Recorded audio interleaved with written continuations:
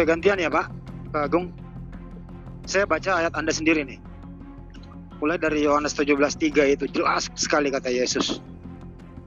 Ya, Allah satu-satunya yang benar, mengenal Allah satu-satunya yang benar, dan mengenal Yesus yang telah engkau utus. Utusannya Pak, Yohanes 5:30, aku tidak dapat berbuat apa-apa dari diriku sendiri. Aku menghakimi sesuai dengan apa yang aku dengar. Dan penghakimanku adil, sebab aku tidak menuruti kehendakku sendiri, melahirkan kehendak Dia yang mengutus aku. Lukas 10:16, barang siapa yang mendengarkan kamu, ia akan mendengarkan aku. Dan barang siapa yang menolak kamu, ia akan menolak aku. Dan barang siapa yang menolak aku, ia menolak Dia yang mengutus aku. Markus 9:37, siapa yang menyambut seorang anak seperti ini dalam namaku, dia menyambut aku. Dan barang siapa yang menyambut aku, bukan aku yang menyambutnya, tapi Dia yang mengutus aku. Matius 10:40, barang siapa menyambut kamu, ia menyambut aku. Dan barang siapa yang menyambut aku, dia yang menyambut Dia yang mengutus aku. Pertanyaan saya ke Pak Agung, ini pernyataan Yesus ini Yesus yang ngomong loh Pak. Ini Yesus berbohong apa jujur Pak Agung? Mohon ditanggapi Pak Agung. Assalamualaikum warahmatullahi wabarakatuh. Kembali lagi bersama Cahaya Iman Islam.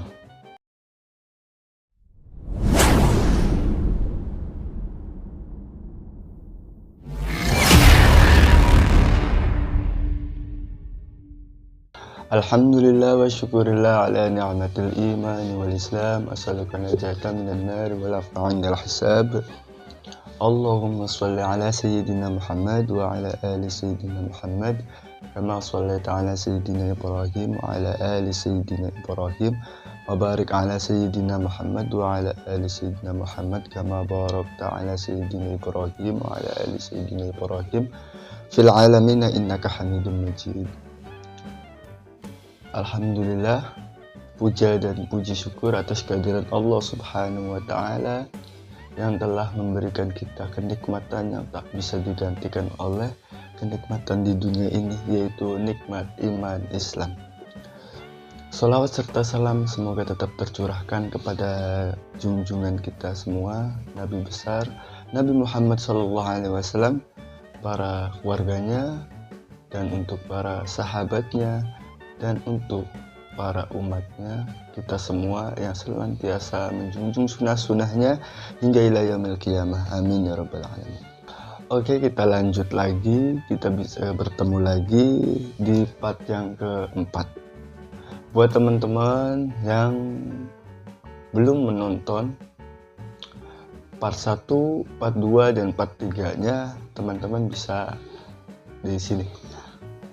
Bisa nonton di sini atau bisa lihat di beranda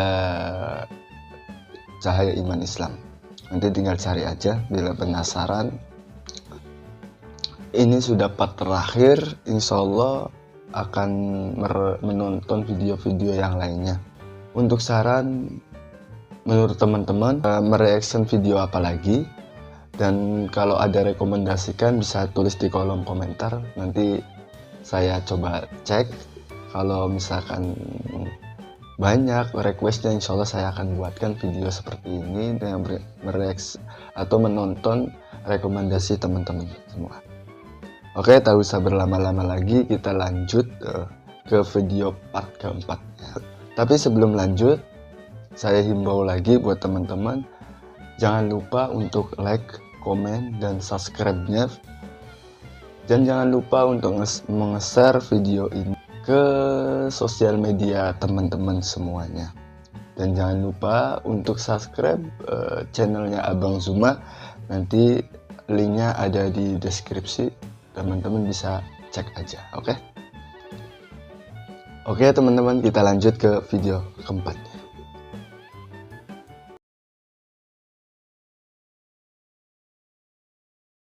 Mana yang bisa kita imani, mana bisa kita jalankan, itu yang kita lakukan. Kalau yang tidak benar jangan kita ikuti. Jadi mereka ini adalah musyawarah pegawai-pegawai daripada raja-raja untuk mengadakan peristiwa seperti itu. Kira-kira gitu. Bang, Jadi boleh saya bacain, Bang? Enggak, sebentar. Jadi pertanyaannya, ini penulis Bible sambil sebegitunya melihat ekor kuda. Jadi dia Nggak, lebih baik dibacakan, Bang. jakarnya pada saat itu. Sampai dia bisa mengukur bahwa jakarnya sebesar jakar kuda. Dia lihat pelernya pada saat dia nulis Bible itu. Buat teman-teman yang belum tahu zakar itu jenis kelamin untuk laki-laki, itu namanya zakar. Oke, lanjut ya. Boleh nggak dibacakan, Bang, biar paham, Bang? Bang Antoni, Ya, kalau nggak memperkosa jadi gila gimana, Bang? Dibolehkan nggak memperkosa? Kalau nggak jadi gila? Secara kemanusiaan kita bisa memahaminya, ya. Kalau nggak jadi gila, Bang, katanya. Dalam keadaan apa dia melakukannya itu? Birahinya memang- tinggi, Bang. Kalau birahinya tinggi sudah bejat namanya itu.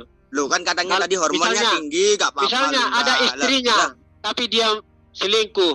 Ada lah, kalau lajang, kalau lajang lihat kondisinya.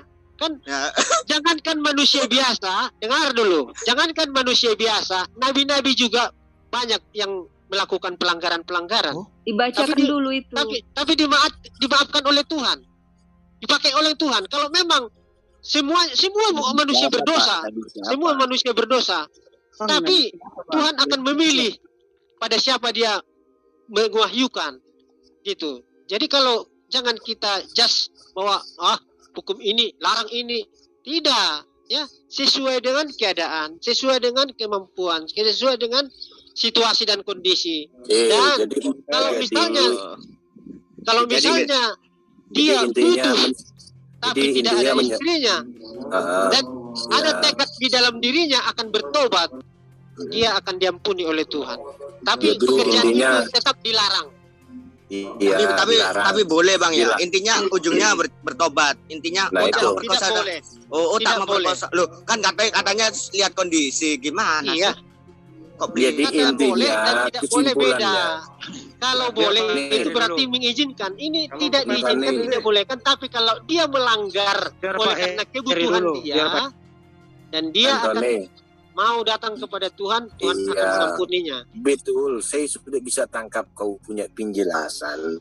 Intinya menyesuaikan dengan keadaan, begitu. Ya, menyesuaikan keadaan, begitu kan? Boleh dikatakan seperti itu. Oh, jadi menyesuaikan dengan keadaan perut lapar kau boleh makan apa saja begitu. Di saat keadaan kau kajung kau boleh cucuk sana cucuk sini begitu. Kan ada larangan. Gimana sih? Lah, tapi Ya kalau katanya memang lihat. kalau tapi memang kan- manusianya bejat, Selain itu dia- resiko. Lah, Tolong dia. Itu Jangan. resikonya sendiri. Biar tadi Pak. katanya Ya. tadi Itu katanya resikonya waktu sendiri. menyodok. dulu. Namun hukum Pak Tuhan Heri tidak dulu. boleh berzina. Biar Titik. Pak Heri. Tidak boleh berzina tapi di saat keadaan memaksa boleh begitu. Kan menyesuaikan keadaan kau bilang tadi. Nabi-nabi juga tidak ada yang sempurna. Ngerti nggak? Ngerti Banyak aku. pelanggar seperti Raja Daud. Dia pergi ke Sodom melihat istrinya siapa tergiur dia. Siapa? Istrinya siapa itu? Batseba. Istrinya siapa? Istrinya siapa? Udah, tadi udah saya sebutin. Si Udah. istrinya si Tak perlu Batseba. kau- Nah, Nah, dia- udah. Iya, paham aku. Tak perlu kau teriak Dia lagi. menginginkan Intinya, itu sehingga iya. suaminya disuruh berperang di depan dan meninggal dunia. Ya, tapi Tuhan marah.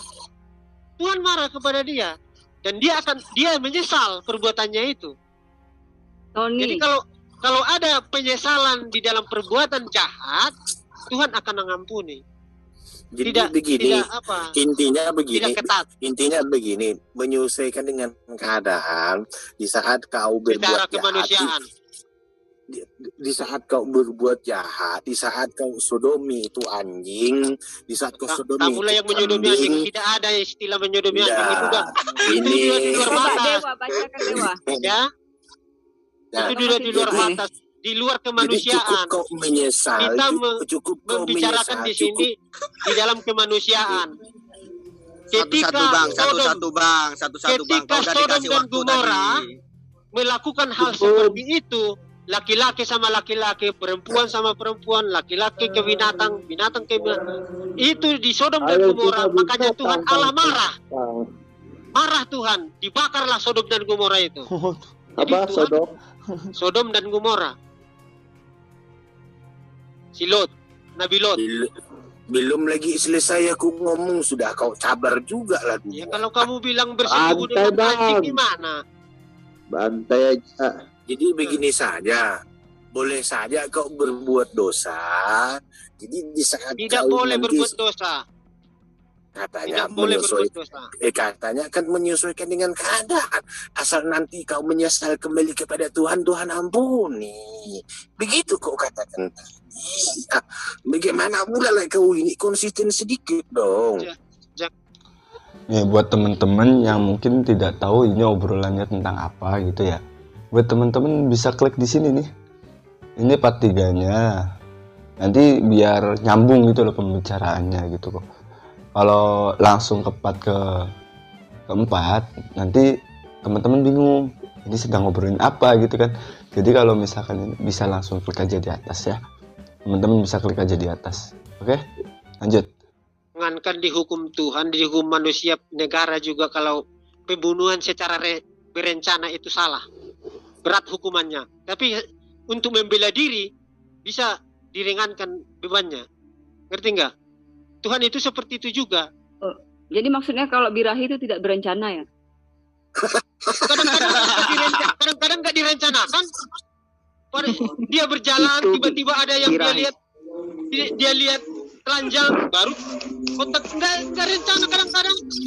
Emang kau punya tajuk tidak kau rencanakan Kalau yang begitu? telanjang di jalan kan orang gila.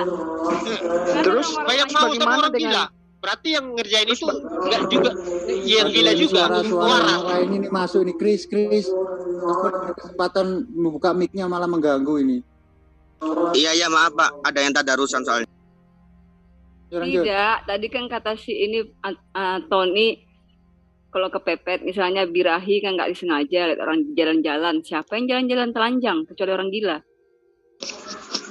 Oh, jadi kalau birahi itu kepepet ya. Terus bagaimana dengan Amsal 7 ayat 18 sampai 19? Coba dibaca dulu. Mana tadi? Yesikel tadi. Ini Dewa mana Dewa? Baca Dewa. Dewa suka nih pas ini. Mana? Aduh, Dewa lagi puasa. Ini Dewa. Udah buka lagi Dewa. Ini. Enggak, masih puasa Dewa ini, masih puasa. Puasa apa lo? Puasa kamu. Puasa ketawa. Kalau saya lagi puasa ketawa. Nih saya bacakan ya. Bisa nggak dijelaskan ini seperti apa deskripsinya seperti ini? Terus. Nah, udah. Iya. Boleh dibaca tapi jangan bacakan. Baca Dewa. Dewa pasti Ia suka. birahi kepada kawan-kawannya bersundal yang auratnya seperti aurat keledai dan jakarnya seperti jakar kuda. Ini dewa banget sebenarnya ini, jakar kuda ini. Dewa banget ini. Engkau menginginkan kemesuman masa mudamu, waktu orang Mesir memegang-megang dadamu dan menjamahnya masuk susu kegalisanmu. Tuh, kan gue jadi berdiri yang bawah gara-gara baca ini. Antoni juga berdiri itu. Nah, itu dia nggak sengaja itu, berarti nggak direncanakan tuh. Stop. Birahi deh. Stop. Udah stop. Kasih Antoni yang jelaskan. Silakan Pak Antoni. Pertanyaan kalian di mana ya maksudnya? Ini ayat ini loh 2021 ini. Maksudnya kenapa ada kata-kata senonoh kayak gitu? Dia jelaskan. Di dalam Coba dibacakan lagi. Hosea ya? Iya. Ini menurut teman-teman di Yeskiel 20 dan 21. Coba teman-teman, pendapat teman-teman gimana deh? Ini ya Masya Allah ya, terlalu inilah. Tapi ya udahlah, itu kan kitabnya mereka. Yang pasti kita tidak bisa mengikut campuri urusan mereka. Karena ini dunia debat, kita hanya bisa menonton saja ya. Oke, lanjut. Kita mau tahu reaksinya Bang Antoni. Ini surat ini gunanya untuk apa dan penjelasannya bagaimana? Oke ya. Kita saksikan. Coba Anda baca sendiri deh. Ini yang di lingkar nih, baca coba. Iya. Iya, biar. Jadi Ya, coba Anda baca perumpamaannya ini sama seperti ini bukan perumpamaan. Coba Anda baca dari ayat pertama. Itu dikatakan, "Demikianlah firman Tuhan kepadaku." Itu bukan perumpamaan. Biarkan udah. Iya, udah. Oke. Pak Antoni. Dibuka Pak Antoni, dibuka. Pak Antoni. ini Hosea atau apa nih? Ya, ya udah dibaca dulu. Kalau memang perumpamaan sakar kuda itu kalau diumpamakan seperti apa? Silakan Pak Antoni. Jadi ini bukan hanya satu ayat, semua ayat atau semua perikop kita baca semuanya. Jadi maksudnya di sini si Hosea beristrikan si Gomer, ya Gomer. Nah, Jadi itu fokus saja itu dengar dulu. Itu sakar kuda. Iya. Itu sakar kuda. Si Gomer itu adalah bekas maaf kata lonte lah contohnya. Tapi bekas lonte. Iya. Jadi kalau namanya bekas lonte itu kan tidak ada sopan-sopannya lagi. Jadi saya suka yang lain gitu. Diam. Saya sukanya gitu. Jadi ini disuruh Tuhan mengawini si Hosea ke si Gomer supaya menjadi contoh kepada manusia.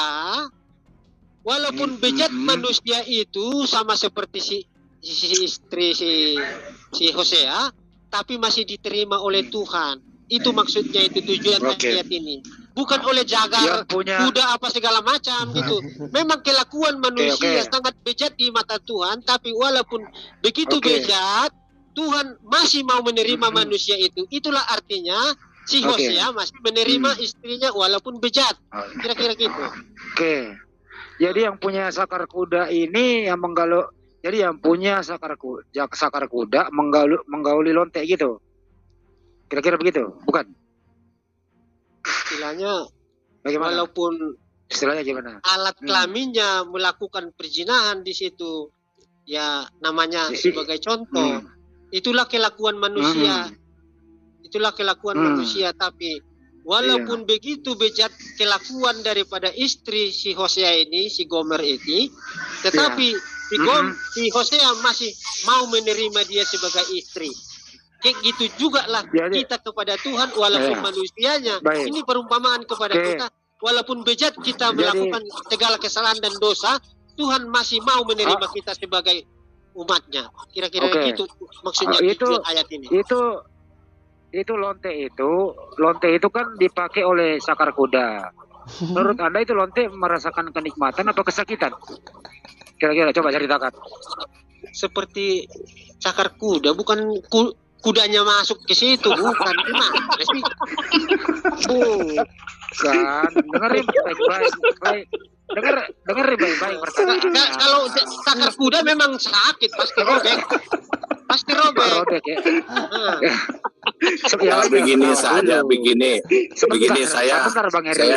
Bang Heri, saya lagi nafsu ini. Sebentar dulu Bang Heri, saya lagi nafsu ini. Sebentar dulu. Saya ambil kesimpulan. Lonte ini. Oh ya dah lanjut. Ya. Itu kan lonte. Pak Antonius, itu kan lonte. Dihajar oleh alat kelamin yang segede sakar kuda. Pertanyaan saya, dia itu kesakitan apa keenakan gitu loh, itu doang saya tanyakan. Namanya lonte Bang, kalau yang kecil nggak enak Bang. Dia kan situ yang jawab, Pak Antonius yang jawab. Monggo Pak Antonius. Kira-kira seperti apa? Enak apa sakit gitu loh? Disodok sama sakar kuda ini lonte. Tergantung lubangnya. Kalau lubangnya gede ya enakan dia, tapi kalau lubangnya kecil sakit dia. Aduh, tak mendidik ini. Terus apa lagi yang mau ditanya? Tak mendidik lagi ini. Bang, itu kitabmu itu termasuk kitab suci Bang yang bahas itu Bang, aku tanya. Itu termasuk kitab suci apa enggak? 100% kitab suci yang Alkitab ini. Nah, kalau ada anak kecil baca itu Bang, terus tanya, terus itu gimana Bang? Itu etis nggak Bang kira-kira Bang? Pegang-pegang susu Etis zakar itu etis gak bang? Etis atau enggak etis itu kita terangkan sama mereka. Kita terangkan.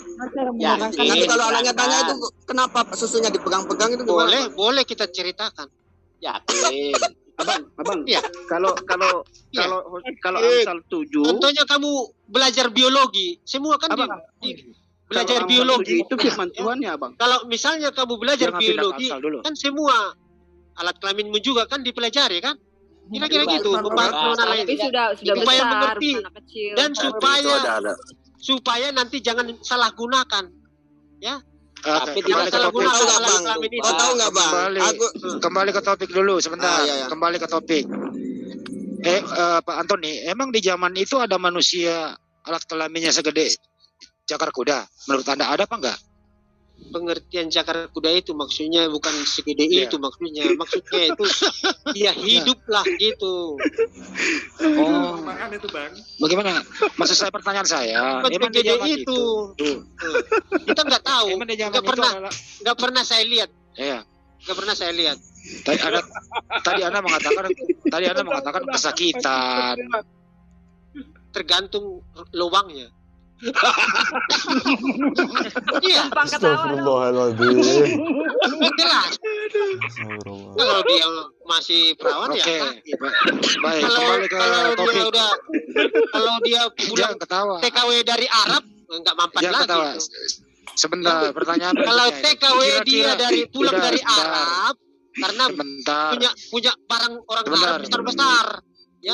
Bang, punya orang Eropa itu lebih besar bang. Kau tahu nggak? Punya orang Eropa lebih besar bang. Iya. Orang Eropa.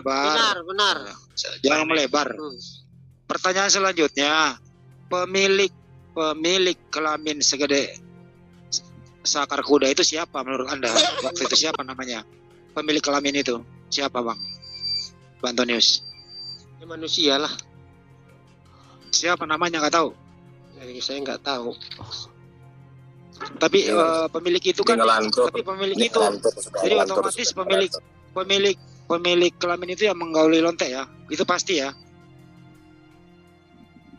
Iya, itulah pekerjaan manusia sangat bejat. Jadi walaupun begitu bejat, kelakuan istrinya si Hosea masih mau menerima. Itu contoh bagi kita. Seperti itulah Tuhan, bejatnya manusia, kalau dia datang kepada Tuhan masih diterima. Itu aja. Jadi ini perumpamaan kepada kita. Jadi zaman dulu ada lonte ya bang? Ya, jangan ini. Ada ya. Ada. Dari mana? Pernah nggak Yesus menemui lonte itu?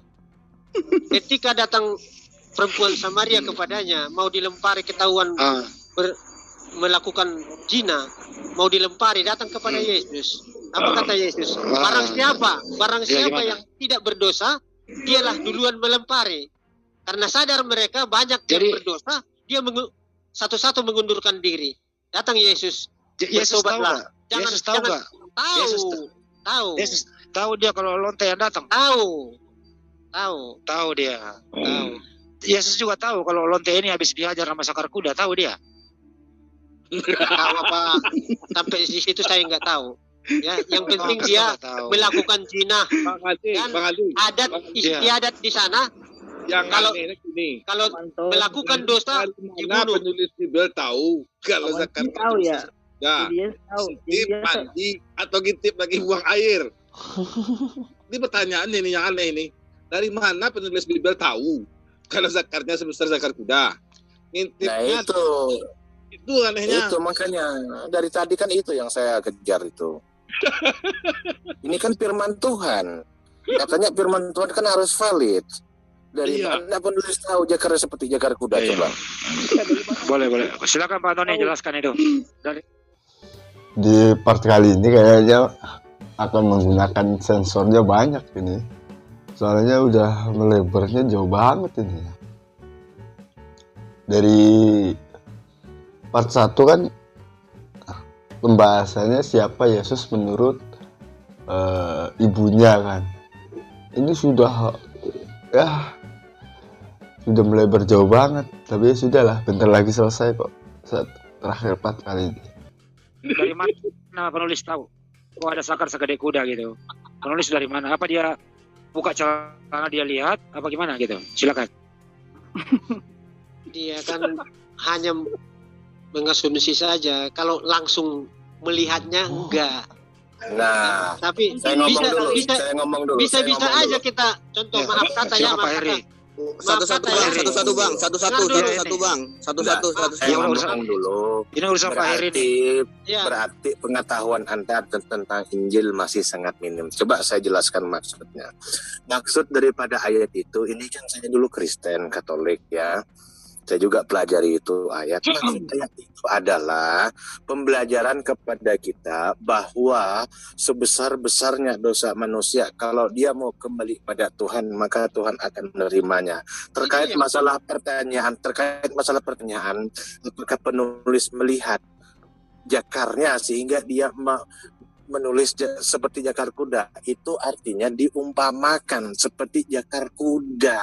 Iya. Itu penjelasannya seperti itu, Antoni. Itu yang saya terangkan. Itu saya terangkan. Itu perumpamaan. Anda nggak terangkan. Contohnya kita sendiri contohnya. Anda nggak terangkan. Anda kejebak sama pertanyaan saya tadi. Contohnya, binatang. Apakah dia binatang? Enggak kan? Jadi kira-kira gitu. Jadi dia bisa katakan seperti ini dengan kenyataannya belum pernah dia lihat. Jadi perumpamaan. Ya, setelah saya jabarkan baru Anda bisa kembangkan. Tadi Anda belepotan. Makanya itu saya bilang perumpamaan. Pengetahuan betapa bejat kelakuan manusia itu. Tapi Tuhan masih mau menerima sebagai. Sekarang begini saja, kita beralih kepada topik lain karena Anda jelimet di sini. Oke. Topik apa lagi coba? Baik. Saya begini. Kita lihat apa betul penyalipan itu adalah rencana Allah atau rencana Bapa?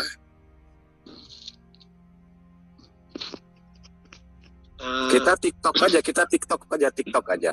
Oke. Pertanyaan saya, apakah betul penyalipan itu rencana Allah atau rencana Bapa? Silakan. Sebelum saya terangkan itu, saya katakan dulu ilmu sama kalian. Allah itu adalah jenis, ya. Allah itu adalah jenis dan Tuhan itu adalah jabatan, ya. Sudah, itu sudah saya ketahui karena saya juga dulu mantan Kristen, jadi saya ngerti tentang itu. Sekarang kembali ke poin, apakah penyalipan itu rencana Allah atau bukan? Sebelum manusia diciptakan sudah direncanakan oleh Allah. Apabila manusia itu berdosa, siapa yang mengampuni? Itu sudah direncanakan dan terlaksana dah pada zaman Yusuf dan Maria. Sudah direncanakan itu. Oke, lanjut Pak Heri, sudah direncanakan. Baik. Kalau memang betul penyalipan itu rencana Allah, otomatis para eksekutor yang menyalibkan Yesus hingga konon katanya membunuh Yesus, otomatis mereka akan masuk ke dalam kerajaan Allah. Karena apa? Karena mereka menjadi kaki tangan Allah dalam mewujudkan rencananya. Pertanyaan saya sekarang, penyalib para eksekutor yang menyiksa serta menyalibkan Yesus hingga konon katanya berujung kematian Yesus, sekarang mereka apakah masuk ke dalam kerajaan surga atau tidak? Ingat, Anda katakan penyaliban adalah rencana Allah. Iya. Apa Diki? Soal masuk surga atau tidak surga itu Tuhan sendiri yang tahu, ya. Soal masuk surga atau tidak masuk surga itu adalah Tuhan tahu. Jadi, kalau mereka adalah melaksanakan yang ditugaskan oleh raja pada waktu itu, karena karena manusia tidak mau disaingi di dunia ini. Nanti kerajaan saya akan diambil alih oleh dia, makanya dia satu-satunya dimusnahkan supaya orang jangan banyak menurut dia. Nggak dijawab, Pak Heri lanjut. Nggak dijawab, Pak Heri. Jadi begini, kalau Anda katakan bahwa masuk surga atau neraka itu otoritas daripada Allah, otoritas daripada apa, maka kita bisa ragukan kalau penyaliban itu rencana Allah. Karena pasti secara logika, ya kita bermain logika saja di sini. Secara logika otomatis orang yang menyalibkan Yesus sampai klimaksnya membunuh Yesus, ya, itu pasti masuk ke dalam kerajaan Allah karena menjadi kaki tangan Allah, menjadi kaki tangan Bapa dalam mewujudkan rencananya. Tanpa orang-orang Yunani yang membunuh Yesus, menyiksa dan menyalib Yesus, maka rencana Allah itu tidak akan terselenggara. Bisa ditangkap sampai di sini? Bisa. Ya, dijelaskan. Jadi Tuhan itu, ya, dia nggak katakan ini tidak. Tapi oleh karena keadaan di situ bahwa Yesus akan menjadi raja, sehingga raja pada waktu itu dia tidak mau bahwa raja. Dicarilah kesalahan Yesus ini, ya. Jadi kita tidak bisa mengatakan masuk neraka atau masuk surga yang membunuh Yesus itu, kita tidak tahu. Sedangkan iblis, ya, boleh kita berasumsi bahwa boleh kita berasumsi bekerja sama dengan Tuhan iblis, ya. Contohnya manusia dicobai imannya oleh iblis. Apakah kuat imannya atau tidak? Ya, jadi pekerjaan iblis. Jadi kita nggak bisa katakan itu. Nggak nyambung. Kenapa nggak nyambung? Nggak nyambung. Silakan Pak Iri, lanjut. Nah, sekarang begini. Anda katakan bahwa takut disaingi. Artinya apa? Artinya di sini pembunuhan Yesus bukan atas dasar daripada kehendak Bapa, melainkan atas kecemburuan dan berdasarkan daripada unsur politik. Karena takut pada saat itu kerajaan mereka akan ada saingan. Daripada ada saingan, daripada digeser, mending dibunuh. Artinya pembunuhan Yesus berdasarkan dengan politik, bukan berdasarkan daripada kehendak Bapa. Ini sesuai dengan apa yang Anda paparkan tadi. Bukan itu ini yang saya harapkan. Yang saya harapkan pemaparan Anda secara logis. Pekerjaan raja, pekerjaan presiden, pekerjaan siapa? Tuhan yang menentukan. Ya, walaupun itu bermacam politik, Tuhan yang merencanakan. Mengangkat raja, menjatuhkan raja adalah di tangan Tuhan.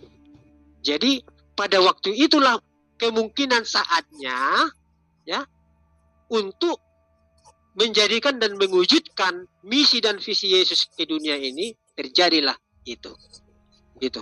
Berarti berdasarkan apa namanya, atas kepentingan politik, begitu? Tidak boleh dikatakan tidak berdasarkan politik kalau memang belum saatnya. Tadi Anda katakan, kalau memang belum saatnya, walaupun itu persaingan politik, walaupun apa, kalau belum saatnya dia mati untuk disalibkan, tidak akan terjadi. Tapi kalau sudah saatnya pada saat itu, pada waktu itu, itulah terjadi. Pada saat penyalipan, tapi faktanya pada saat penyalipan itu berdasarkan dengan kepentingan politik. Ini sesuai dengan apa yang Anda paparkan. Itu bukan rencana Tuhan, kita nggak tahu. Mungkin itu Tuhan merencanakan di dalam otaknya raja itu seperti itu. Kita nggak tahu. Kalau memang betul itu rencana Tuhan, kembali lagi pertanyaan saya, pasti kalau memang itu rencana Tuhan, bisa menjadikan suatu jaminan pasti yang membunuh Yesus itu masuk ke dalam surga karena menjadi kaki tangan Tuhan untuk menyelenggarakan rencananya. Pertanyaan saya sekarang, gimana nasib para pembunuh Yesus?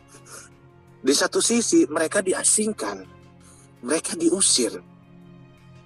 Di satu sisi secara logika seharusnya mereka bukan diusir atau diasingkan, tapi mereka mendapatkan kedudukan yang mulia di kerajaan Allah karena telah menjadi kaki tangan Allah dalam mewujudkan rencananya. Bagaimana ini? Silakan Pak Antoni. Yang menyuruh dan yang disuruh kan itu ada sisi dua. Yang menyuruh raja, yang melaksanakan tentara Roma. Jadi dari tadi saya sudah katakan soal keselamatan kita tidak tahu. Rencana Tuhan itu kayak gini, itulah hasilnya rencana Tuhan. Jadi soal membunuh tentaranya, kemungkinan mereka hanya disuruh, ya, disuruh atasan. Jadi kita nggak bisa katakan dia nggak masuk surga, nggak bisa kita katakan. Jadi yang otaknya itu, yang siapa otaknya itu, itulah yang membuat terjadi seperti itu. Nah, Sekarang otak daripada perencanaan itu apakah masuk surga atau tidak? Karena otak dari perencanaan itu menjadi kaki tangan Allah dalam mewujudkan rencananya. Betul. Otoritas Tuhan saya tidak bisa mengatakan itu. Itu otoritas Tuhan. Mau masuk surga mau enggak itu Tuhan yang tahu. Loh, katanya rencana Allah. Iya memang rencana Allah. Tapi kok semua bimbang? yang ada sebelum terjadi itu sudah rencana Allah. Semua Nggak dari usah jadi, sebelum nggak usah Nah, kita yang cerita akan masalah datang juga sudah direncanakan oleh Tuhan. nggak usah kita cerita yang akan datang. Iya. Kita semua tahu bahwa itu Yang rencana akan Allah. datang. Cuma pertanyaan saya, kematian Yesus ini rencana Allah atau bukan? Kalau memang betul Direncanakan Allah. otomatis yang menjadi kaki tangan Allah dalam kematian Yesus ini tentara Romawi yang diotaki oleh rajanya, begitu. Iya itu tergantung. Bukan terserah tergantung. Tuhan itu. Iya. Bang Antoni mulai ini ya, menerangkannya apa sih begitu, agak sulit lah ya. Oke, kita lanjut. Kita nggak bisa katakan ini masuk surga, ini nggak masuk surga. Kita nggak bisa tahu. Hah? Otoritas Tuhan untuk menyelamatkan manusia. Iya. Saya rasa yang lain silahkan dilanjut. Yang lain silahkan dilanjut. Bang Antoni. Ya. Itu Bang, yang mencabut nyawa Yesus waktu disalib itu siapa Bang? Yang mencabut nyawa Yesus sehingga Yesus mati itu siapa? Tidak ada mencabut. Kata siapa? Di mana tertulis dicabut? Pak Yusuf Manubulu bilang kalau setan yang mencabut. Tidak ada yang mencabut nyawanya. Aku rela memberikan nyawaku dan aku mengambil nyawaku. Udah, jangan dipaksa. Dia katakan seperti itu. Gitu ya Bang. Bang Antoni. Jadi tidak ada yang mencabut. Bang Antoni, sebentar dulu. Iya. Sebentar, kembali ke topik tadi Pak Heri. Kan gini bro, kan ada algojo, ada rencana Tuhan. Pertanyaannya, kalau kira-kira ini algojo nggak ada, rencana Tuhan terlaksana apa enggak, Antoni? Kalau nggak ada algojo, iya, rencana Tuhan terlaksana apa enggak? Bisa terlaksana kalau memang itu pada saat mau diinginkan oleh Tuhan, bisa. Terus gimana cara matinya kalau nggak ada algojo? Bunuh diri. Bunuh diri. Bunuh diri gitu. Tentara Roma itu nggak ada kan? Sebentar, pertanyaannya begini nih, dengerin bahasa Indonesia dulu nih.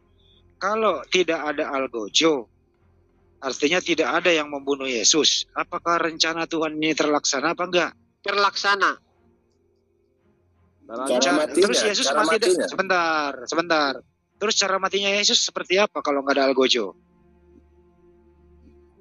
Kalau kita tidak ada di dalam Alkitab, algojo, kita nggak bisa mengatakan ini itu. Itulah makanya dikatakan tidak boleh mengurangi, dia tidak boleh menambahin. Tapi Anda tadi menambahin, katanya terlaksana biar nggak ada algojo. Terlaksana karena Tuhan tidak pernah bohong. Tuhan tidak pernah tidak menepati janji. Dia menepati janji. Kalau nggak ada algojo, cara matinya Yesus seperti apa? Kita nggak tahu. Karena nggak ada tertulis. Tadi mengatakan terlaksana. Sana kita nggak tahu. Ada juga. Tapi pada umumnya dia pasti mati di kayu salib, karena itu adalah suatu lambang juga salibnya itu. Bolehkah dikatakan kalau nggak ada algojo Yesus bunuh diri aja kalau gitu? Gimana? Nggak ada tertulis. Nggak ada tertulis. Siapa kita nama algojo itu? Mengatakan hanya ada tertulis itu yang kita katakan. Oke. Siapa nama algojo itu? Tanyalah tentara Roma siapa algojo itu. Ya kan di ayatmu ada begitu. Masa kau nggak tahu? Iya. Ya, kalau raja serdadu-serdadunya saya nggak tahu siapa nama-namanya. Kau tahu nggak itu kayu salib itu terbuat dari kayu apa? Dari kayu gopir. Kayu apa? Siapa ya? Dari kayu gopir. Hah? Kayu gopir asalnya dari mana itu kayu itu? Asalnya dari mana? Dari tempat itulah. Dari pohonnya. Yang membuat salib itu siapa? Ya tukang kayu barangkali. Bukan kayak Yesus tukang kayu yang membuat sendiri tukang kayu. Bukan Yesus yang bikin, bukan. Bukan. Kapan dia bikin Jadi itu? Dia ada sudah di pengadilan. Oh, iya. Jadi nggak jelas juga siapa yang bikin gitu. Nggak jelas bang. Ya tukang kayu lah. Contohnya kalau udah mati kan dipesan tiket tukang mayat dibikin petinya kira-kira gitu. Stoknya sudah ada bang. Terus kira-kira ukurannya berapa? Vertikal horizontalnya nggak tahu ukurannya. Ukur segala macam. Aduh. Gimana? Oke, lanjut yang lain. Bang Antoni. Tidak masuk akal semua pertanyaan. Agama itu harus jelas, Bang. Harus jelas itu seperti apa, garis salibnya, panjang lebarnya itu harus jelas. Itu namanya agama. Assalamualaikum warahmatullahi wabarakatuh. Waalaikumsalam. Ini Bang Tony, ini ada dalam Yohanes ayat Yohanes 12 ayat 4. Ini yang merencanakan Yudas. Kemudian dalam Yohanes 13 ayat 2. Ini yang merencanakan Yudas. Iblis yang masuk ke dalam Yudas. Kok Tuhan? Mana yang benar? Oke, saya bacakan ya. Yohanes 13 ayat 4. Mereka sedang makan bersama dan iblis telah membisikkan rencana dalam hati Yudas, anak Simon, untuk mengkhianati dia. Jadi rencana penyelipan Yesus, rencana iblis nih, rencana Tuhan. Ya, kurang jelas. Yohanes 13 ayat 2. Mereka sedang makan bersama dan iblis telah membisikkan rencana dalam hati Yudas Iskariot, anak Simon, untuk mengkhianati dia. Jadi peristiwa penyalipan itu bukan rencana Tuhan, tapi rencana iblis yang telah masuk ke dalam tubuh Yudas. Kemudian dalam Yohanes 12 ayat 4, tetapi Iskariot, seorang dari murid-murid Yesus yang akan segera menyerahkan dia. Tapi ini rencana Yudas, bukan rencana Tuhan. Gimana tuh? Putus-putus nggak jelas. Putus. Biar saya bacakan. Bacakan Mbak.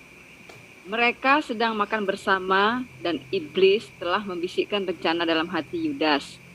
Dalam Yudas Iskariot, anak Simon, untuk mengkhianati dia. Berarti yang ini merencanakan ini iblis dong. Maksud Pak Emil begitu. Bukan rencana Tuhan.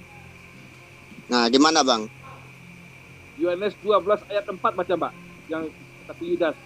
Ya, tetapi Yudas Iskariot, seorang dari murid-murid Yesus yang akan segera menyerahkan dia. Tuh, menyerahkan dia kan berarti rencana iblis kan? Kok rencana Tuhan? Ayo. Program penyelamatan adalah rencana Tuhan. Tapi Tuhan bisa juga memperalat iblis, bisa juga memperalat apa saja. Itu saya suka dia. Ya, memperalat iblis untuk mencobai manusia bisa. Untuk interupsi dulu bentar. Interupsi dulu. Namanya Tuhan itu berkuasa di segala bidang. Sebentar dulu, interupsi dulu Pak Iman. Pak Imanes. Ya. Tolong ke room utama, saya janjian sama pendeta Agung itu. Mau diarahkan ke sini aja. Boleh. Nanti sampai sini baru ke rumah. Aku nunggu di sini, Pak. Satunya di utama kok, satu laptopnya di utama. Beliau udah ada belum? Namanya siapa? 11. Pendeta Petrus Agung. Petrus. Enggak, di sini kan tertulis. Udah ya, manusia. Oke, aku tunggu di sini. Ada bos. Ya, diarahkan kemari aja. Baik. Iwan Villa yang ada di live comment. Berhubung ini sudah hampir 3 jam, kita reset live-nya biar nggak terlalu panjang. Kasihan nanti yang nonton di belakangnya terlalu panjang. Oke ya, yang di live comment akan saya reset lagi dengan tema dan narasumber yang berbeda. Tapi asik kok, saya janji asik nanti di sini. Mari kita ketawa-ketawa bareng ya. Jadi kita isi ya. Akhir kata saya ucapkan wabillahi taufiq wal hidayah. Wassalamualaikum warahmatullahi wabarakatuh yang untuk di live comment Julfikar Official. Oke, dilanjut. Dari dulu. Saya juga oleh karena udah larut malam ini saya. Udah jangan bohong, Bang. Jawab dulu satu pertanyaan yang tadi itu, Bang. Itu rencana Allah, rencana alammu, bapamu, atau rencana iblis? untuk membunuh itu direncanakan oleh iblis, tapi sebelumnya juga udah direncanakan oleh Tuhan pengampunan dosa. Nggak konsisten. Ya? Gimana sih? Jadi yang merencanakan membunuh itu Tuhan atau iblis? Kalau merencanakan membunuh itu pada waktu itu iblis. Ya, tapi perencanaan untuk penyelamatan Yesus harus mati di kayu salib itu. Jelas. Mereka sedang makan bersama-sama dan iblis kecil suaranya ini dalam hati Yudas. Berarti iya, memang si Judas itu adalah pengkhianat. Ya, oleh karena uang 30 keping dia rela menjual Tuhannya. Ya berarti yang merencanakan buset. Tuhan dijual kepada siapa, Bro? Kok Tuhan dijual? Ke Roma. Oh, buset dah. Nah, di sini nggak masuk akal, Bang. Mana ada Tuhan merencanakan pembunuhan, menyuruh iblis. Kalau di Islam kan jelas. Yudas dipengaruhi apa? Dia dipengaruhi iblis. Yudas dipengaruhi itu pekerjaan iblis. Ya, dengar dulu, Bang. Yudas dipengaruhi iblis supaya menyerahkan Yesus ke tangan Roma, Isa ke tangan Roma. Terus Allah menyelamatkan. Allah mengangkat, terus dia yang diserupakan. Entah siapa yang diserupakan nggak penting. Yang penting itu bukan Yesus yang disalib karena pengaruh iblis terhadap Yudas yang menjual ke tentara Roma katamu. Kalau di Islam masuk akal itu diangkat, ditolong. Tapi kalau di agama mana ada Nabi Tuhan disalib? Kalau atas rencana Tuhan juga. Bentar dulu. Itu kan pemahamanmu. Pak Tony, itu Tuhan kok Tuhan dijual gitu loh persoalannya. Kok Tuhan dijual? Harganya berapa? Itulah pikiran manusia. Dia menggeluti uang daripada. Tadi ngomong kok. Tadi Anda yang ngomong Tuhan dijual. Iya, pikiran manusia itu. Serakah, minta uang itu. Pikiran manusia itu didapat dari mana, Bang? Serakah sampai menjual Tuhan. Didapat dari mana? Pengaruh dari siapa? Tadi kan udah kamu baca bahwa iblis merasuki. Nah, terus iblis disuruh siapa? Diperalat siapa? Diperalat siapa? Dari dirinya sendiri. Loh, tadi katamu dari diperalat Tuhan. Tuhan bisa memperalat iblis. Bisa memperalat apa saja Tuhan. Tapi kemungkinan pada saat itu juga Tuhan sudah merencanakan. Kok kan nggak konsisten? Kamu nggak mengerti.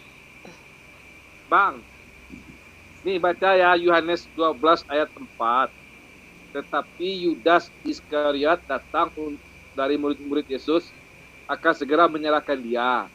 Nah, kemudian dalam Yohanes 13 ayat 2, mereka sedang makan bersama dan iblis telah membisikkan rencana dalam hati Yudas Iskariot, anak Simon, untuk mengkhianati dia. Ini jelas kan kalau penyalipan Yesus itu rencana iblis yang telah dimasukkan ke dalam hati Yudas. Bukan kehendak Tuhan, bukan rencana Tuhan. Penyelamatan penebus dosa adalah rencana Tuhan, tapi pada waktu penyalipan itu dibisikkan kepada muridnya Yudas pengkhianat itu. Yang Yesus itu adalah rencana iblis. Titik itu aja. Jangan gampang-gampang ke sini.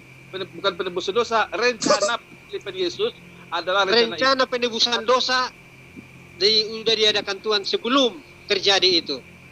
Jadi bagaimana caranya? Itulah keadaannya. Berarti itulah melalui iblis. Bisa ikut nimbrung Pak Amil? Hah? Boleh Bang. Atas, silakan. Jadi rencananya melalui iblis, Bang. Saya cuma minta kesaksian Yesus itu mulai dari pasal 19 sampai dengan 47. Di situ tidak ada kata Tuhan di situ. Semua mengatakan utusan. Silakan baca itu mulai dari Pak Santo siapa? Santo namanya ya. Kenapa? Itu semua jelas. Di pasal 41 ini aku tidak memerlukan hormat manusia. Ya. Terus tetapi tentang kamu, aku tahu bahwa di dalam hatimu tidak akan mempunyai kasih Allah. Ini yang dimaksud orang-orang yang tidak percaya dengan ajaran Yesus. Iya. Termasuk kalian-kalian lah yang Kenapa percaya. kalian gimana? Doktrin-doktrin gereja.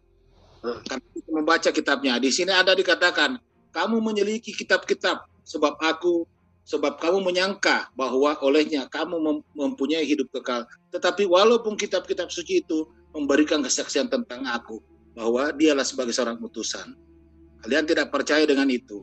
Inilah yang dimaksud Anda lah semua di sini, orang-orang Kristen. Bentar boleh untuk sih. Yes, ini silakan satu baca firman. Saya tidak mau comot-comot ayat. Jadi mulai dari pasal 19 ya sampai dengan pasal 47. Yohanes 5 itu. Yohanes 5 tentang kesaksian tentang dirinya Yesus. Silakan Anda baca di situ. Kalau Anda orang yang mempunyai pendidikan, Anda akan mengerti bahwa Yesus bukanlah Tuhan, tetapi dia hanya seorang nabi yang diutus untuk Bani Israel. Itu aja sih, silakan. Sebentar, Bang Hendy udah pindah lagi ya? Pertanyaanmu gimana? Maksudnya di sini? Pertanyaannya itu silakan dibaca supaya kamu paham. Saya sudah baca. Saya sudah paham. Apa yang kamu tangkap dari situ? Coba apa yang kamu tangkap? Apabila dia mengaku sebagai Tuhan, kan bangsa orang Yahudi ini sangat fanatik. Ya, kalau dia langsung mengaku pada waktu dia bertemu dengan mereka akan bunuh. Jangankan mengaku sebagai apa, menyebut nama orang tuanya juga mereka akan marah. Jadi sebelum datang misi dan visinya belum selesai, dia belum mengaku sebagai Tuhan. Dia sebagai utusan. Memperhalus dirinya. Masih ingat ya, kita berdebat dari awal tadi ya. Saya Petalepu dari Makassar. Ya. Bapak tidak pernah bisa menjawab tadi pertanyaan saya dari awal sebelum Bang Suma masuk. Apa itu? Iya, semua yang tadi ini saya cuma di Yohanes 5 tadi ya, diangkat oleh Pak Emil tadi. Ya, saya coba baca kembali memahami ini, ternyata di sini tidak ada satupun ayat yang mengatakan bahwa dialah Allah. Dia hanya sebagai seorang utusan. Ini satu perikop loh. Ini kata Yesus, ini tulisan merah semua loh. Ya. Jadi kalau seumpamanya Anda selalu berkelik seperti itu, aduh. Dari tadi saya monitor, saya tidak mau masuk. Ternyata Anda cuma berasumsi saja. Di dalam Yohanes 5 ayat 14 ini dikatakan, kemudian Yesus bertemu dengan dia dalam bait Allah, lalu berkata kepadanya, engkau telah sembuh, jangan berbuat dosa lagi, supaya padamu jangan terjadi yang lebih buruk. Kata Tuhan Yesus itu kepada orang yang sakit itu. Kesaksian tentang dirinya. Yaitu perikopnya, kesaksian tentang dirinya. Mulai dari ayat 19 sampai dengan 47.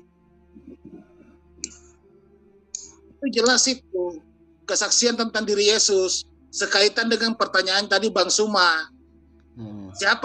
Siapakah Yesus? Menurut Yesus. Ini dia ini. Ini ada di part 1 ini. Yang siapa Yesus menurut Yesus dan siapa Yesus menurut ibunya. Dan dari part 1, part 2 dan part 3 itu Abang Antoni nggak bisa menjawab. Nggak bisa menjawab. Dia hanya bisa berbelit-belit gitu.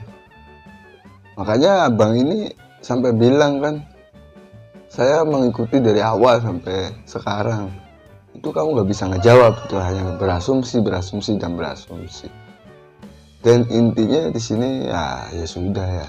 Ini namanya juga berdebat kan pasti. Yang penting di sini saya hanya menonton dan mendapatkan ilmu dari guru-guru kita yang ada di sini. Oke, kita lanjut ya. Jelaskan. Ini mulai dari ayat 19-nya sampai dengan ayat 47. Silakan dibaca. Itu jelas sekali. Bahwa dia hanya sebagai seorang utusan. Makanya Pak Santo sadarlah. Gunakanlah akal sehat Anda. Jangan semata-mata karena Anda berpikir tentang doktrin-doktrin, dogma-dogma gereja. Kitab Anda sangat jelas menuntun Anda ke kebenaran.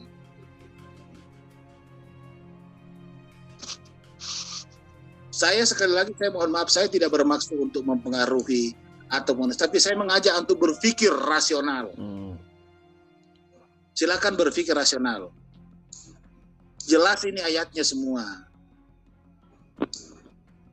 Semua jelas itu ayatnya, tidak ada dibohongin di sini. Tapi di dalam ayat 22 ini mengatakan, Bapak tidak menghakimi siapapun, melainkan telah menyerahkan penghakiman itu seluruhnya kepada anak, supaya semua orang menghormati anak, sama seperti menghormati Bapak. Barang siapa tidak menghormati anak, ia juga tidak menghormati Bapak yang mengutus dia. Jadi penghormatan kepada dengan penghormatan kepada Bapak Allah Bapa.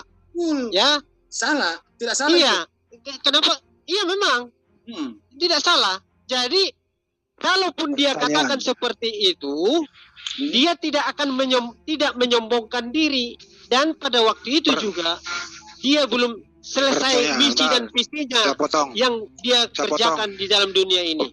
Jadi dia Allah sendiri. Pak Antonius, walaupun dia utus dan dia mengatakan saya utusan, bisa-bisa aja. Yesus itu gelarnya bisa nabi, bisa rasul, bisa raja, bisa apa gitu. Sebentar, diam dulu, sebentar. Pertanyaannya Pak Lampu adalah, di sini ada penghormatan. Sekarang saya tanya Anda menghormati Yesus itu sebagai apa di ayat itu? Sebagai Tuhan. Utusannya kemana? Utusannya kemana tadi? Ada kata utusan di situ. Dibuang. Kenapa dibuang? Saya ulang ya pertanyaannya ya, Dek ya. Sesuai ayat tadi. Anda menghormati Yesus di ayat itu kayak apa Yesus? Ya seperti ayat 22 ini. Seperti Bapak, kita menghormati Bapak, menghormati anak. Anak sebagai apa? Sebagai apa? Sebagai Tuhan? Gimana? Bapak sebagai apa? Sebagai Allah. Jadi Yesus sebagai Tuhan, Bapak sebagai Allah. Iya. Betul. Apa bedanya Tuhan dengan Allah? Tadi saya sudah katakan, Allah itu adalah gelar, jenis, ya, jenis. Kalau Tuhan itu adalah jabatan. Jadi nama Allah Eli. Jadi nama Yesus adalah Tuhan Yesus. Ya. Jadi itu gelar apa? Golongan jenis kealahan itu Allah, jenis, ya. Markus 12 ayat 29. Enggak ada perbedaan. Baca.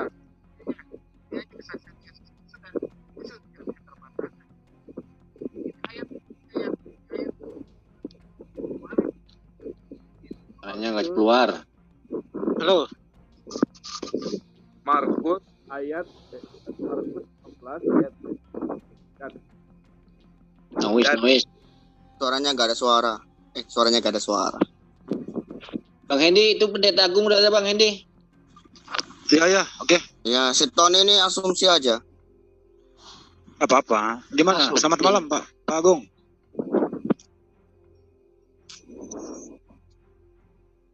Pak Agung, selamat malam. Wah, seru nih. Gak apa-apa, biarin deh, asumsi itu kan menurut dia. Enggak asumsi dia, betul. Enggak asumsi. Bahas apa nih? Ada mana Pak Agung? Pak Agung mana? Ada itu semuanya. Alhamdulillah. Selamat malam Pak Agung.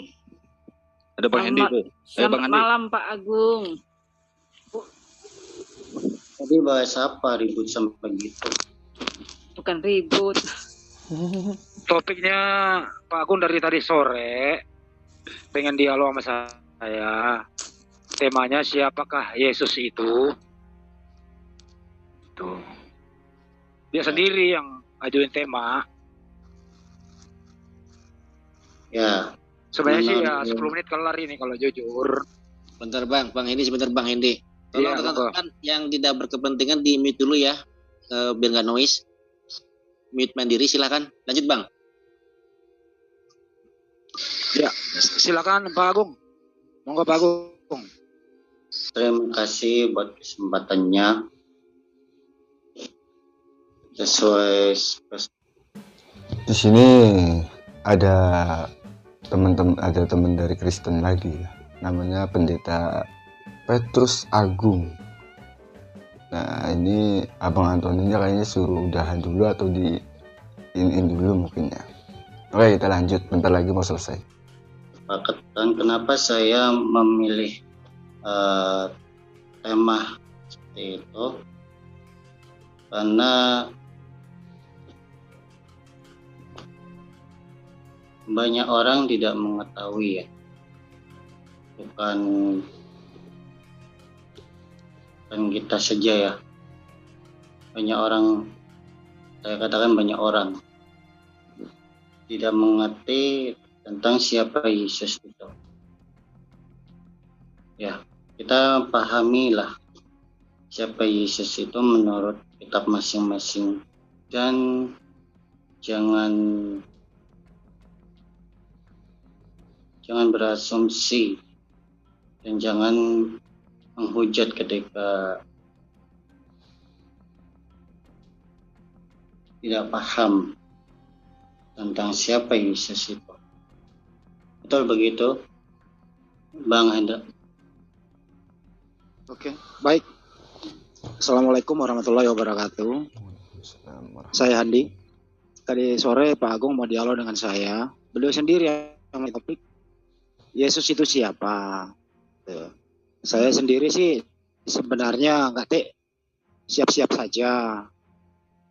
Untuk itu, karena Pak Agung orangnya bijak, tentu juga dengan jujur, bijaksana juga, saya bersedia dialog dengan Pak Agung.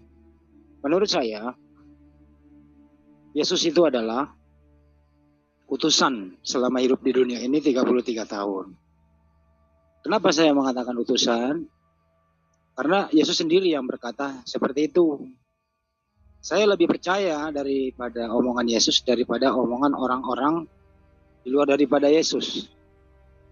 Ya, dan saya lebih percaya di Bible itu sendiri secara tertulis daripada tersirat.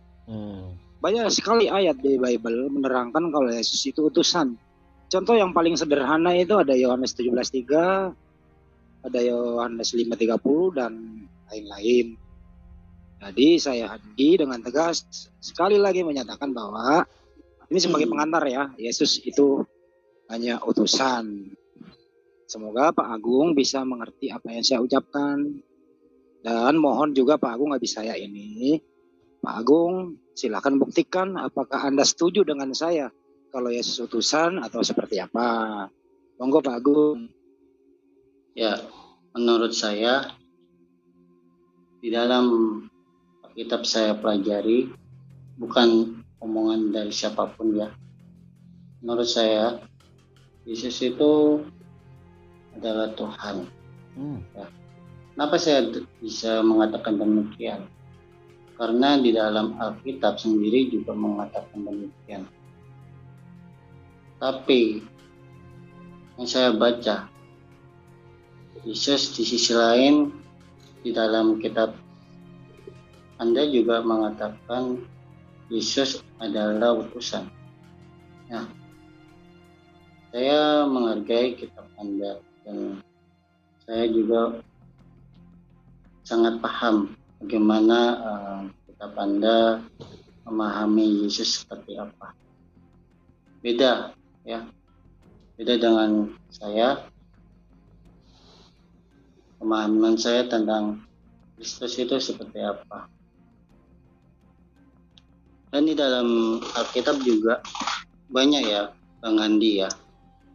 Bukan ayat tersebut saja. Yesus menyatakan bahwa dialah Tuhan. Di dalam perjanjian lama juga disebutkan. Ya. Di dalam perjanjian lama, Keluaran 3 ayat 14, coba dipaparkan, bisa?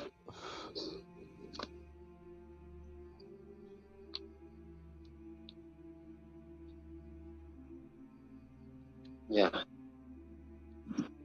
seperti Anda browser ya, seperti itu ya.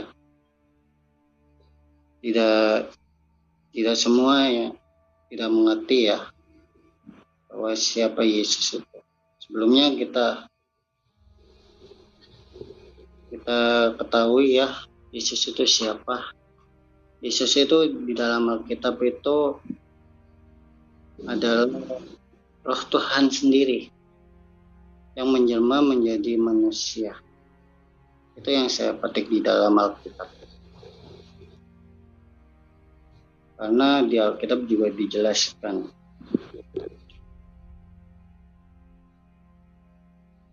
di dalam Roma 8 ayat 9. Yesus adalah Tuhan. Karena Roh Tuhan, Roh Kristus dia bisa menyebutkan dia adalah Tuhan. Ayatnya ada di dalam Filipi 1 ayat 19. Bisa ditampilkan Pak Agung, kalau Yesus itu Tuhan, ditampilkan.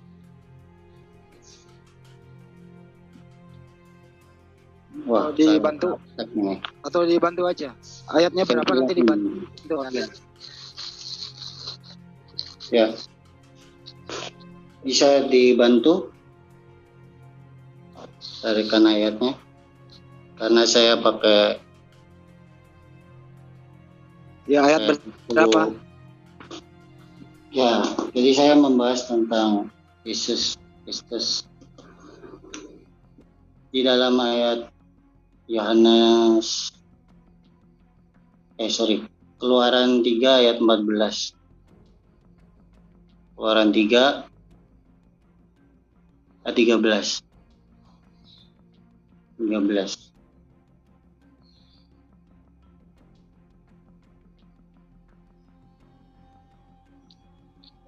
Bisa dibacakan dan intinya seperti apa kalau memang Yesus itu Tuhan Pak Agung? Lalu Musa berkata kepada Tuhan, tetapi apabila aku mendapatkan orang Israel dan berkata kepada mereka, Tuhan nenek moyangmu telah mengutus aku kepadamu, dan mereka bertanya kepadaku, bagaimana tentang namanya? Apakah yang harus kujawab kepada mereka? Oke Pak Agung, gantian ya. Gantian ya Pak Agung. Oke Pak Agung, gantian ya. Pak Agung tadi udah berbicara Pak. Oke, gantian Pak Agung. Tadi Pak Agung mengatakan dari awal Yesus itu adalah Tuhan. Tapi ayat-ayat yang Anda berikan itu tidak ada satupun di situ mengatakan Yesus adalah Tuhan. Di bawahnya 13. Coba dibaca Pak. Coba dibaca Pak. Ada nggak di situ menyatakan Yesus Tuhan Pak? Ayat 14 dikatakan ya coba dibaca. Musa, aku adalah aku. Lagi firman-Nya beginilah kau katakan kepada orang Israel itu, aku adalah aku, telah mengutus aku kepadamu.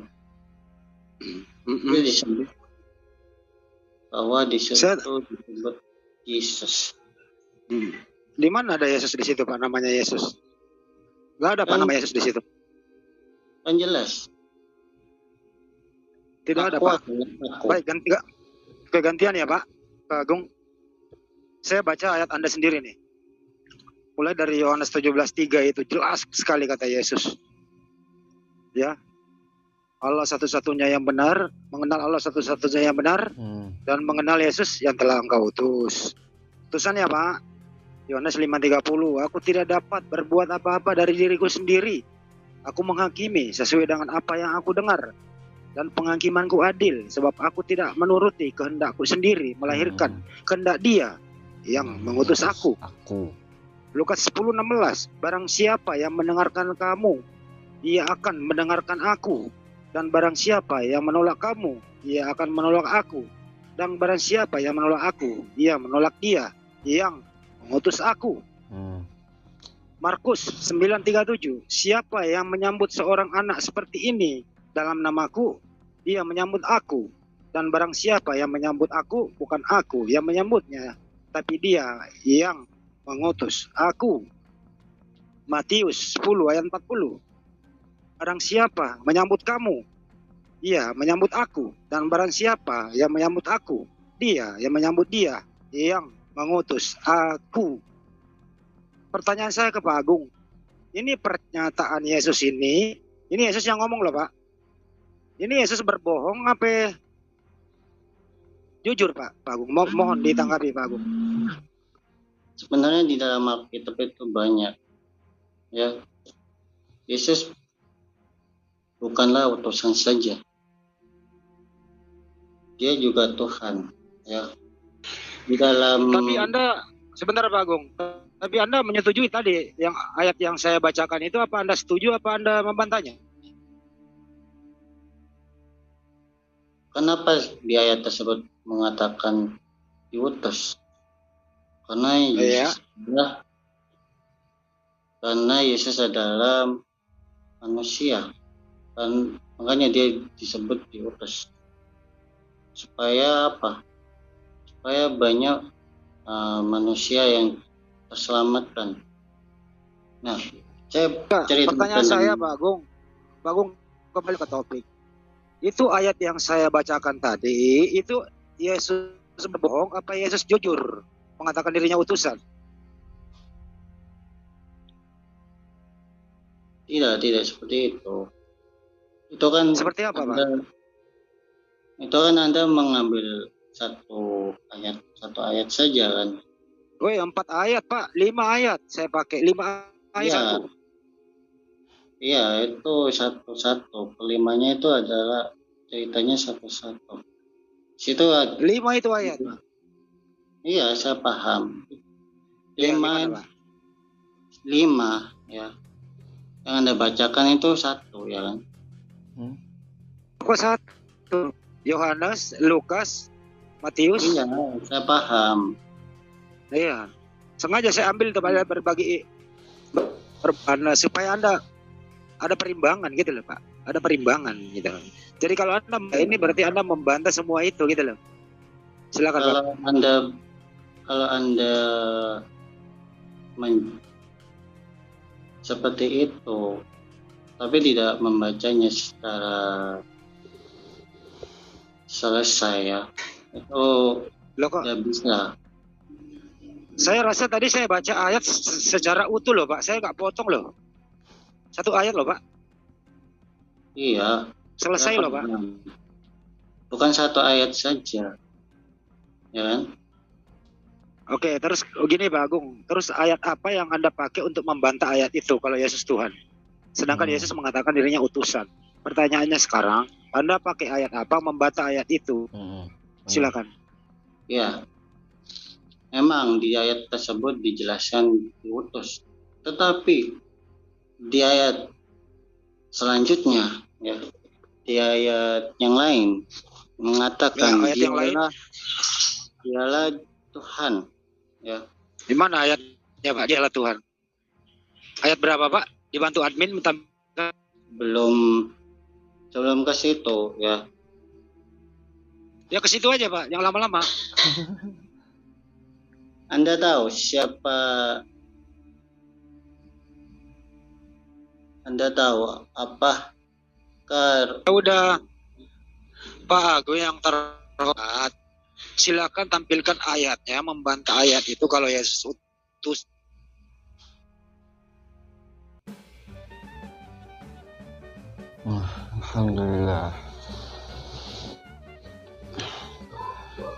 Alhamdulillah sudah selesai ya. Alhamdulillah. Jadi saya bisa bukan ngasih kesimpulan sih dari ilmu yang saya dapat dari 41, 42, 43 dan yang terakhir. Ini sih saya bisa dapat ilmunya seperti ini. Banyak debater Kristen yang salah satunya yang terakhir ini. Tapi saya sangat disayangkan karena waktunya udah 4 jam kan karena Bang Zuma tadi. Jadi nggak bisa ngelanjutin perdebatan yang ini. Tapi nggak apa-apa lah. Itu dapat ilmu sedikit dari Abang Andi. yang saya dapat ilmunya ya, debater Kristen itu nggak, yang khususnya Abang Antoni